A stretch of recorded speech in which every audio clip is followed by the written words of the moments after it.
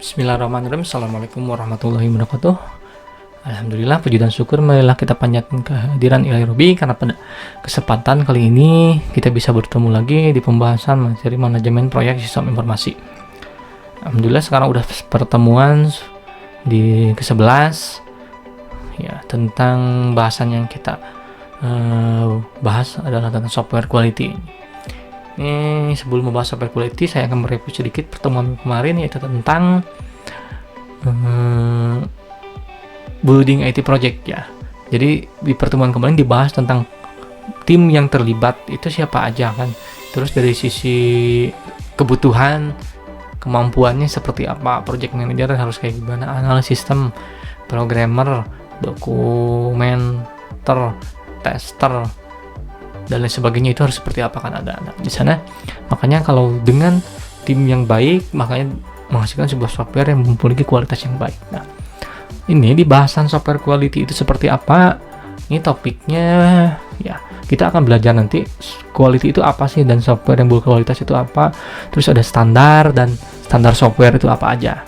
Terus ada istilah software quality as in practice. Ini materi ini diambil dari buku Ian Sommerville dan materi gabungan di PEN Surabaya. Jadi saya menggabungkan dari beberapa materi dan mengutip, karena memang pembahasan untuk RPL biasanya ngambil dari sebuah buku sumber yang hampir sama rata-rata, karya Sommerville atau karya Pressman. Ini sebelum ini ada penjelasan tentang quality. Quality adalah persepsi customer di mana ada nilai dalam penyampaian sebuah hasil pekerjaannya. Ini ada gambaran sebuah rumah di mana customer mengatakan, oh bagus, berarti ini rumah punya quality. Ketika kamu membuat sesuatu yang membuat kamu bangga, kamu akan menghasilkan sebuah produk yang membuat customer kamu bahagia. Kemudian kamu mendapatkan sebuah penghargaan quality ini. Nah, ini itu contoh quality pengertiannya. Quality ini adalah pertemuan dari customer ketika membutuhkan sebuah penilaian yang ekspektasi yang berdasarkan customer itu. Si customer misalkan ketika Anda jajan bakso nih, suka dengar, oh ini bakso ini enak, Anda merasakan, oh enak, berarti itu sesuai ekspektasi, berarti itu punya kualitas. Sama ketika membangun software pun sama, ketika Anda mengharapkan software pengen kayak gini nih, oh ini ekspektasi saya nanti ketika membuat perangkat lunak tuh dia bisa menggunakan remote jarak jauh, menggunakan menggunakan Android, mobil dan sebagainya. Ternyata memang bisa, laporannya sesuai, berarti sesuai ekspektasi customer. Nah, itu quality is fulfillment of ekspektasi. Udah jelas, quality ini bukan imperatif atau superatif dari sebuah sesuatu, tapi juga merupakan tujuan yang memang jelas. Itu quality. Quality adalah perceptual, conditional, and somewhat subject attribute may be understood differently by different. Jadi terkadang quality ini persepsi, kondisi, pemahaman subjeknya itu dari pemahaman tiap orang itu bisa berbeda-beda. Biasanya ini nih, consumer fokus pada kualitas spesifikasinya dari produk atau layanannya. Terkadang dia juga mengkomparasi dengan kompetitornya di market. Produser ini mungkin fokus pada quality conformance atau persetujuan antara produk service dengan atau dia menilai bahwa produk yang dibuatnya itu memang bisa dibuat secara benar. Nah, produser biasanya fokus pada quality conformance. Terus terakhir ada support personal may measure quality in the degree that a product is reliable, maintainable, or sustainable.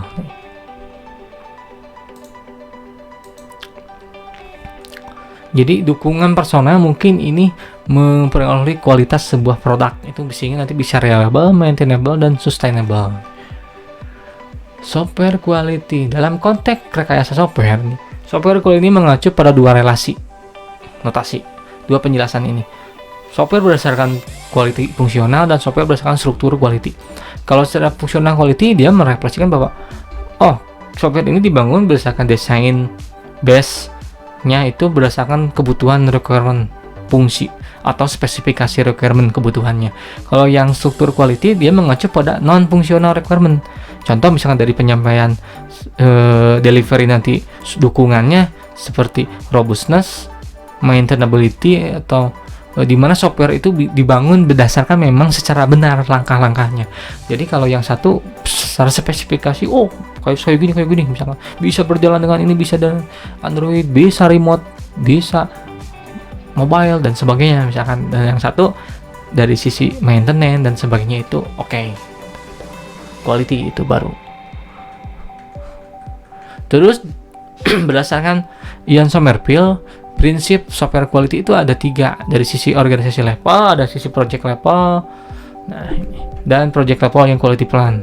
Yang pertama, sisi organisasi level, dia concern pada stabilnya proses organisasi dan standarnya, di mana nanti akan meningkatkan quality software sendiri. Terus pada project level, ini involve the application of specific quality process, checking plan, process have been followed, and ensuring the project output are conformant with the standard. Jadi di project level ini dia aplikasi ini fokus pada quality process, gimana mengecek perencanaan ini harus benar-benar sesuai dengan arahan ikutan di dokumennya. Terus outputnya itu sesuai dengan standar nggak, nanti software itu diterapkan pada pembuatan software ini diterapkan dengan project langkahnya itu sesuai tidak. Nah, ini di quality prosesnya. Dan terakhir itu ada project level, ini concern pada establishing quality plan for project. Jadi pada perencanaan kualitas projectnya itu seperti apa. Nah, ini quality plan ini harus memiliki tujuan yang berkualitas untuk project itu dan mendefinisikan apa proses dan standar yang digunakannya. Nah, ini di quality plan ini berarti harus ada standar. Gitu kan, ada software quality-nya mau mengikut ke ISO, mengikut ke SNI, mengikut ke ada CISQ Square, itu yang standar untuk software. Tuh, ada banyak gitu, mau pakai yang mana gitu. Nah, ini ada istilah QA dan QC, quality assurance dan quality control. QA ini mendefinisikan proses dan standar yang harus meningkatkan kualitas produk yang tinggi, dan mengenalkan proses quality dalam proses manufacturing. Terus quality control adalah aplikasi untuk proses quality di mana produk ini memang sesuai dengan quality-nya.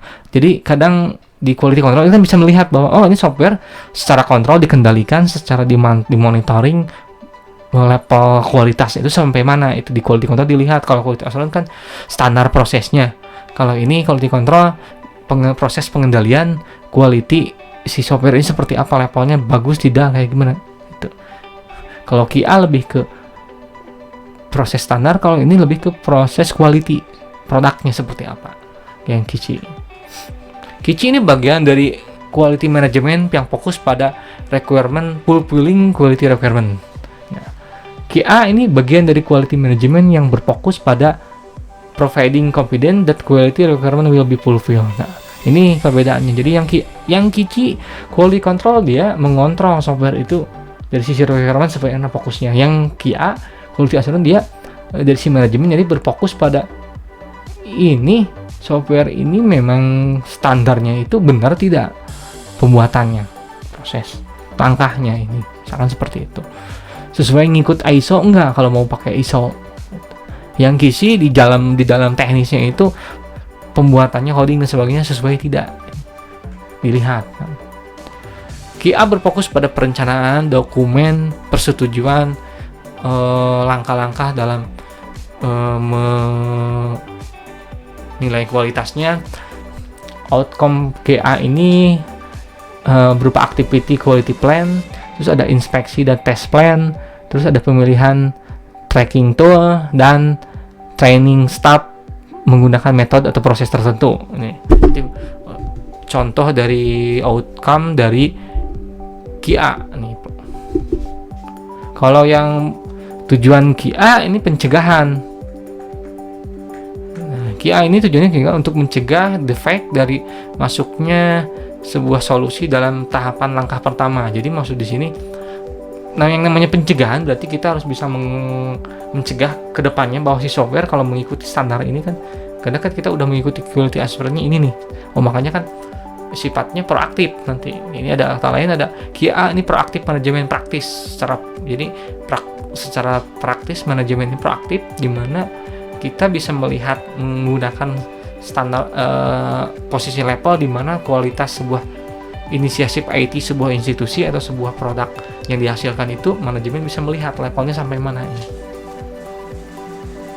Terus undertaking QA ini memulai dari project key to mitigate the risk that have been identified during the specific process. Jadi maksud di penyerataan yang ketiga ini bahwa yang paling utama itu adalah kuncinya adalah mitigate the risiko. Jadi kita harus bisa mengelola risiko sampai sejauh mana, nanti kedepannya seperti apa. Jadi fokus dari pencegahannya itu namanya pasti ada risiko. Dalam membangun sebuah software ada risiko kedepannya seperti apa. Nah ini kita harus menghitungnya, mengelolanya seperti apa yang harus dilakukan kalau ketemu risiko seperti apa kedepannya. Ini QA. Kalau QC ini deteksi, itu pencegahan. Kalau ini deteksi untuk ketika ada yang masuk, ketika ada ini didetek, dikontrol. Ini termasuk semua aktivitas yang mendesain untuk level quality si penyampaian solusi ICT-nya. Atau dan kedua ada istilah semua operasional, teknik operasional dan activity yang menggunakan requirement untuk kualitasnya. QC ini reaktif sifatnya. Kalau ada ini baru muncul. Kalau proaktif kan dicegah dulu dari awal. Kalau QC kan harus ini baru reaktif muncul. Nah ini. Jadi kalau QC harus ada proses monitor dan go. Jadi ini kan ngambil, oh ini oke tidak, kalau enggak buang, kalau oke simpan, misalkan ini pupuskan botolnya, dites kan botol yang baik seperti apa, dibebutkan enggak pecah berarti oke, kalau pecah jelek misalkan. Ini contoh gambar. Karena kan menguji yang kisi Anda kalau beli handphone itu kan support Anda, walaupun udah set handphone Anda itu kan ketika di unboxing pertama itu dia masih garansinya sebenarnya itu udah dites kisi dulu sama petugasnya. Ada yang tekan tombol sampai berapa ribu kali itu, terus ada yang apalah itu ada tes kisi. Silakan kalau mau lihat di YouTube banyak tes kisi smartphone atau alat-alat elektronik lain atau komputer, itu dites dulu sama pegawainya gitu. Kisi ini input verifikasi dan output conformance to desired quality level. Nah, si QC ini memang dia fokusnya lebih ke level quality si software yang Anda bikin, sistem informasi yang Anda bikin. Ini solusi ICT ini mengecek kebutuhan customer dengan menggunakan berbagai macam berbagai macam proses. Dan ini memang fungsinya ya untuk poin pengembangan siklus hidup si software.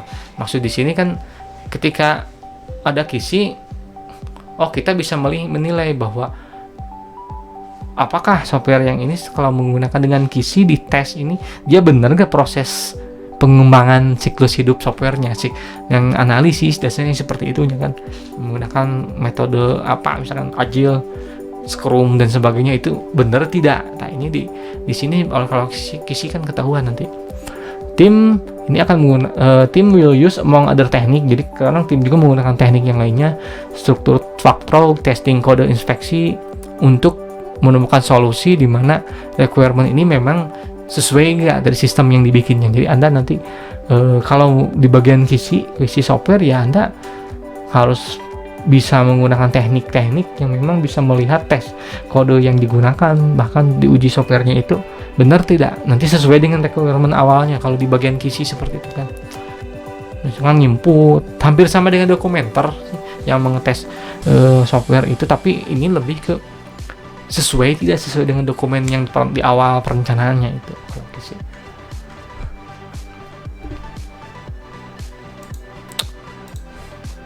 QA dan QC ini digambarkan yin dan yang satu pencegahan, yang satu deteksi, yang satu proaktif, yang satu reaktif. Nah ini ada hitam, ada putih, ada hujan, ada siang, ada malam, ada laki-laki, ada perempuan, seperti itu. Yin and yang, ada air, ada api. Ini digambarkan seperti ini. Quality management process ini langkahnya Ini langkah dalam pengembangan quality management software development. Software development process ini D1, D2, D3, D4, D5. Quality management process ada standar and procedure, ada quality plan, ada quality review report. Jadi yang namanya quality management process ini justru lebih dahulu dari software development process, karena kan kita pakai standar mana prosedurnya untuk membangun software ini, perencanaan quality plan ini udah jelas, nanti baru masuk ke analisis, nanti di analisis itu kan di report quality benar nggak requirement-nya dan seterusnya. Itu sini digambarkan. Nah, ini software quality attribute nih berdasarkan Square konsorsium. Ini konsorsium itu adalah sebuah komunitas IT software quality CISQ, mendefinisikan ada 5 elemen utama.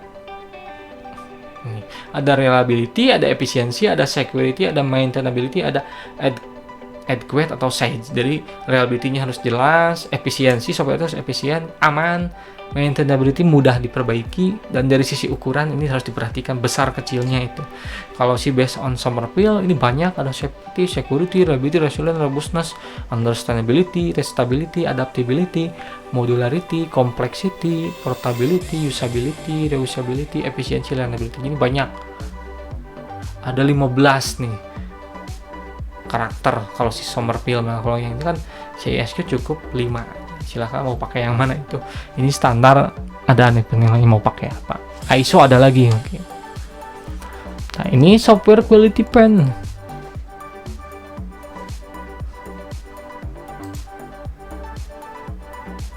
Ini mustahil.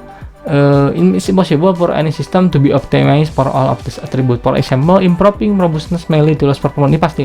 Jadi terkadang kita kalau mustahil ya kita ingin membuat sistem yang optimal semuanya, pasti nanti ada sesuatu yang memang di bagian mana bugnya itu. Anda bikin sistem berbasis Android mobile misalkan karena bisa masalah di sisi jaringan atau masalah data, nanti database-nya kayak karena misalkan datanya semakin banyak malah makin lemot karena kan Anda pakai space hostingnya yang kecil. Nah, ini kan dari sisi performa nanti semakin penuh lambat, hang, error seperti itu. The quality plan ini should define the most important quality attribute for the software that is being developed. It may be that efficiency is critical and other factors have to be sacrificed to achieve this. Quality plan ini harus mendefinisikan yang paling penting itu atribut. Nah, ini karena kan ya di proses quality ini, perencanaan kualitas ini ya atribut itu ya ini. Nah, ini reliability itu harus diperhatikan yang seperti itu. Karena kan nanti Anda akan menerima bahwa Anda mengikuti standar ini, maka ya dari sisi nanti di akhir Anda akan mendapatkan aside bahwa saya memang berhasil membuatnya. Jika kamu menempatkan quality plan ini, maka engineer akan bekerja dengan mengembangkan dan dia berkooperatif untuk menerimanya. Jadi dengan quality plan yang baik, ini si engineer itu dia akan bekerja dengan langkah pengembangan yang memang sesuai nantinya. Itu. Kan engineer ini kan dia itu ya analis yang seperti itu. Dia ketika mengembangkan sistem memang berdasarkan standar kan. Kalau ngikut yang tadi misalkan mau pakai ISO, mau pakai konsorsium itu, mau pakai standar apalah bebas itu. Yang penting kan ada standar karena untuk kami menginginkan kualitas software yang baik. Nah, ini kan nanti Anda harus bisa menempatkan di mana. Dengan ini berarti nanti kita akan mendapatkan achievement hasilnya di akhirnya. Nah, ini software quality management. Ada gambaran, ada di istilahnya umbrella activity nih. Quality assurance, kita mau pakai umbrella activity.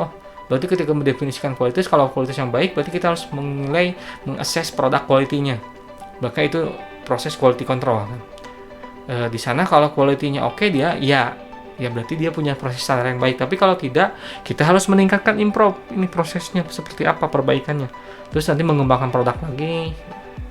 dan otomatis berarti harus ada proses pendefinisian proses dari awal lagi. Ini makanya istilahnya disebut langkah untuk pengembangan softwarenya, yang ini untuk quality control, yang ini untuk quality management dari sini. Ini ada gambaran grafik lagi, jadi relative cost of correcting error. Jadi biaya dalam mengkoreksi error sebuah sistem ini semakin tinggi, maka semakin banyak errornya itu semakin tinggi biayanya. Itu errornya berapa kali, biayanya semakin tinggi itu.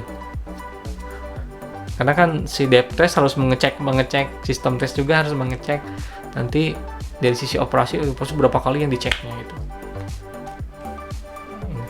Ini jadi yang namanya kalau kita pengen ya memiliki kualitas software, itu pengen kualitas pasti biayanya mahal, karena kita harus mengikuti standar. Di ISO standarnya ada bla bla bla bla, kita harus mengikuti standar itu, mau tidak mau harus ikut, karena nanti kan diuji berbayar pula lagi itu. Dan nanti ketika kalau berhasil, ya Anda layak software ini sudah menerapkan ISO apa, misalkan udah menggunakan SNI apa, udah menggunakan standar apa misalkan, karena udah diuji kan. Ini kan berarti biayanya mahal kayak ini. Nah, ini untuk software yang baik itu ya harus seperti itu, ada standarnya, ada apanya. Jadi nggak mentang-mentang jalan di running, oke, ada report dan sebagainya, nggak seperti itu. Memang ada proses quality dari awal, karena tujuannya pengen menentukan menghasilkan sebuah produk yang software yang baik, sistem informasi yang baik, berarti harus punya kualitas rancangan yang baik pula. Nah ini seperti ini ya. Ini simpulannya ya, memang saya bilang barusan juga bahwa quality software itu ditentukan berdasarkan ya kembali ke developernya sendiri. Apakah kalau kita mau membuat software yang berkualitas, berarti kita harus punya standar tertentu, ini itu fokusnya. Nanti kita harus bisa memikirkan, karena punya standar berarti harus ada budget, ada cost yang memang yang digunakan. Ya, saya pikir cukup sekian penjelasan materi dari saya. Kalau ada pertanyaan silahkan bisa menggunakan WhatsApp atau komentar di YouTube-nya, silahkan itu, atau di e-learning langsung enggak. Kalau mau membaca referensi yang lain dengan materi yang sama itu silahkan juga, karena itu bagus buat anak. Ya bahasan dari saya, pemahaman saya seperti ini dalam menyampaikan, mungkin dari yang lain ada yang lebih detailnya lagi apa di bagian mana, itu silahkan. Saya pikir karena pembahasan untuk yang namanya software itu terkadang mengalami sering perubahan. Jadi langkah pemahaman, maksudnya pemahaman dalam software itu selalu berkembang secara cepat itu, teknologi, metode dalam pengembangan software itu. Karena sekarang kan banyak software yang muncul, berarti dia mengembangkan atau metode yang pembangunan softwarenya itu yang kekinian, yang lebih cepat gitu. Bahkan software tool, maksudnya tool untuk membuat software pun yang berbasis web itu banyak framework kan sekarang, sehingga Anda bisa bikin software itu hanya dalam jangka waktu minggu, hari, bulan, lebih cepat kan. Yang tadinya harus 1 tahun kalau pakai PHP murni, tapi dengan adanya framework bisa 1 bulan 2 bulan beres. Android juga sama, sekarang udah banyak toolnya, ada Kotlin, ada app pure kan, ada apa misalkan, banyak itu, ada Cordova, Embarcadero kan, itu Delphi, itu banyak, silahkan ya. Terima kasih sebelumnya, saya ucapkan terima kasih sebelumnya kepada rekan-rekan yang sudah like dan subscribe video di channel saya. Semoga video ini bisa bermanfaat bagi kedepannya itu. Sekali lagi ucapkan sampai juga di pertemuan selanjutnya. Tetap selalu jaga kesehatan. Jangan lupa untuk selalu membaca referensi dari materi yang lainnya juga. Sekian dari saya, wabillahi taufiq hidayah. Wassalamualaikum warahmatullahi wabarakatuh.